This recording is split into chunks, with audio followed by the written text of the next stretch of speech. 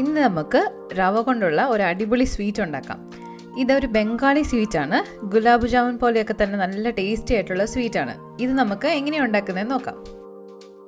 ആദ്യം നമുക്ക് റവയൊന്ന് വറുത്തെടുക്കാം. ഇതിന് വേണ്ടിയിട്ട് ഒരു പാൻ അടുപ്പത്ത് വെച്ച് ചൂടാക്കി അതിലേക്ക് 3/4 ടേബിൾ സ്പൂൺ നെയ്യ് ഒഴിച്ചിട്ട് ഇതിലേക്ക് 1/2 കപ്പ് റവ ഇട്ട് കൊടുക്കാം.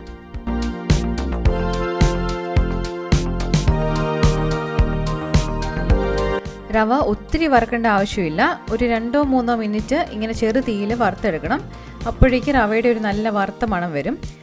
അപ്പോൾ നമുക്ക് ഇതിലേക്ക് ഒരു 3/4 കപ്പ് പാൽ ഒഴിച്ചു കൊടുക്കാം.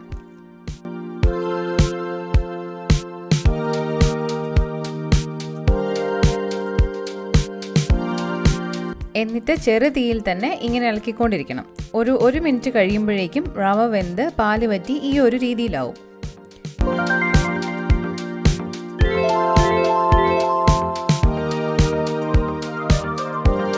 ഇനി നമുക്ക് സ്റ്റൗ ഓഫ് ചെയ്ത് ഒരു പാത്രത്തിലേക്ക് റവ മാറ്റി വെക്കാം.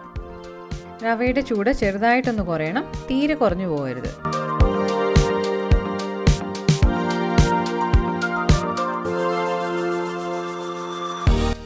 ഈ സമയം നമുക്ക് ഇതിനാവശ്യമായ ഷുഗർ സിറപ്പ് തയ്യാറാക്കാം.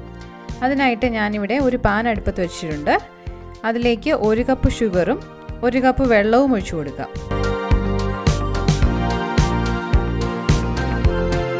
ഇനി ഇതൊന്ന് തിളപ്പിച്ചെടുക്കാം. ഇടയ്ക്ക് ഇളക്കി കൊടുക്കണം.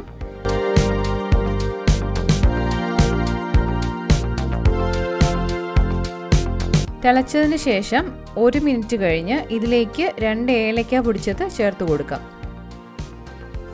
പിന്നെ കളറിന് വേണ്ടി ഒരു നുള്ളു മഞ്ഞൾപ്പൊടിയും. ഇതിന് നമുക്ക് നന്നായിട്ടൊന്ന് ഇളക്കി കൊടുക്കാം. അതിനുശേഷം 1 മിനിറ്റ് കൂടെ ഇതൊന്ന് തിളപ്പിക്കണം. ഏലക്ക മുഴുവൻ ഇടുന്നതിനേക്കാളും പൊടിച്ചിട്ടാൽ പെട്ടെന്ന് ഇതിലേക്ക് ടേസ്റ്റ് ഇറങ്ങും. അതുപോലെ തന്നെ ഏലക്കയുടെ അളവും കുറച്ച് മതി. ഇനി നമുക്ക് സ്റ്റൗ ഓഫ് ചെയ്ത് ഈ ഷുഗർ സിറപ്പ് ഒന്ന് മാറ്റി വെക്കാം. നേരത്തെ തയ്യാറാക്കി വെച്ച റവ നമുക്കിനി നന്നായിട്ടൊന്ന് കുഴച്ചെടുക്കാം.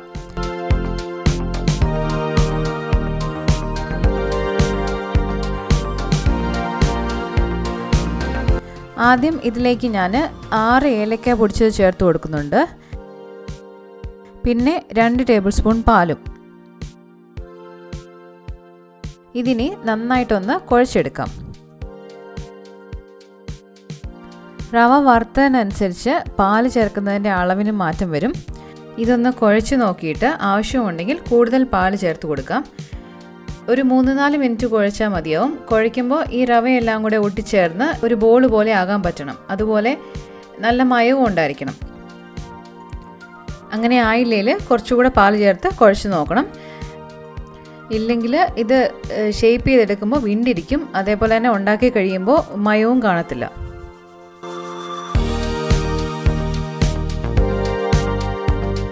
ഇതിലേക്ക് 1/4 ടീസ്പൂൺ ബേക്കിംഗ് സോഡ കൂടെ ചേർത്ത് ഒന്ന് കുഴച്ചെടുക്കാം.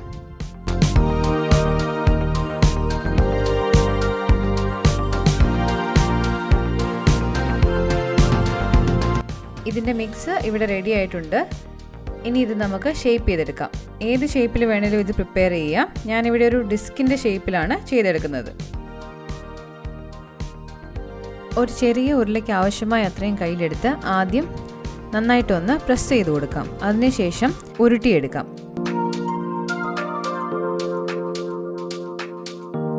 ഇപ്പോൾ ക്രാക്കൊന്നും ഇല്ലാതെ ഇത് നന്നായിട്ട് ഉരുണ്ട് വന്നിട്ടുണ്ട്. ഇനി നമുക്ക് ഇതൊന്ന് ചെറുതായിട്ട് പ്രസ് ചെയ്ത് കൊടുക്കാം. ഈ ഷേപ്പിലാണ് ഞാൻ ഉണ്ടാക്കുന്നത്. ഇനി എല്ലാം നമുക്ക് ഇതുപോലെ ഒന്ന് ആക്കിയെടുക്കാം. ഇനി ഇത് നമുക്കൊന്ന് ഫ്രൈ ചെയ്തെടുക്കാം. ആദ്യം പാൻ അടുപ്പത്ത് വെച്ച് എണ്ണ ഒഴിച്ച് ചൂടാക്കണം. എണ്ണ നന്നായി ചൂടായതിന് ശേഷം മാത്രമേ ഫ്രൈ ചെയ്തെടുക്കാവുള്ളൂ.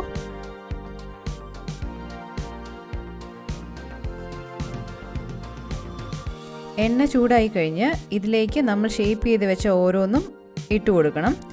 ലോയ്ക്കും മീഡിയത്തിനും ഇടയിലുള്ള തീയിൽ വേണം പ്രിപ്പയർ ചെയ്യാൻ. തീ തീരെ കുറഞ്ഞു പോയിട്ടുണ്ടെങ്കിൽ ഇത് പൊട്ടി ഇതിൻ്റെ ഷേപ്പ് എല്ലാം പോവും. അതേപോലെ തന്നെ ഹൈ ഫ്ലെയിമിൽ വെച്ചാൽ പെട്ടെന്ന് കരിഞ്ഞു പോവും. അതുകൊണ്ട് കറക്റ്റ് തീ വെച്ച് കൊടുക്കാൻ ശ്രദ്ധിക്കണം. പാകമാകുന്നത് വരെ ഇടയ്ക്കിടയ്ക്ക് തിരിച്ചു മറിച്ചു ഇട്ട് കൊടുക്കണം.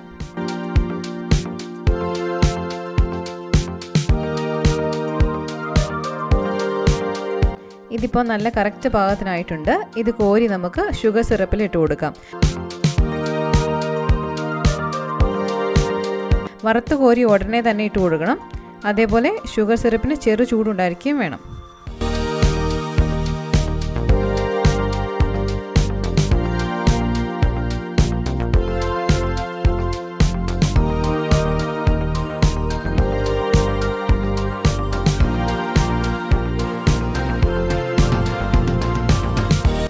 ഇനി ഇത് മിനിമം 30 മിനിറ്റെങ്കിലും ഷുഗർ സിറപ്പിൽ ഇട്ട് വെക്കണം. കൂടുതൽ നേരം ഇരുന്നാലും നല്ലതാണ്. ഇതിപ്പോൾ ഒരു 30 മിനിറ്റ് കഴിഞ്ഞിട്ടുണ്ട്. നമ്മുടെ ടേസ്റ്റി ആയിട്ടുള്ള റവ സ്വീറ്റ് ഇവിടെ റെഡി ആയിട്ടുണ്ട്.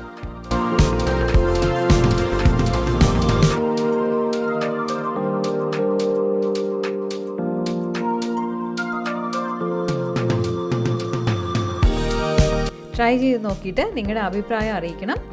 വേറൊരു ഡിഷുമായിട്ട് അടുത്ത വീഡിയോയിൽ വരാം.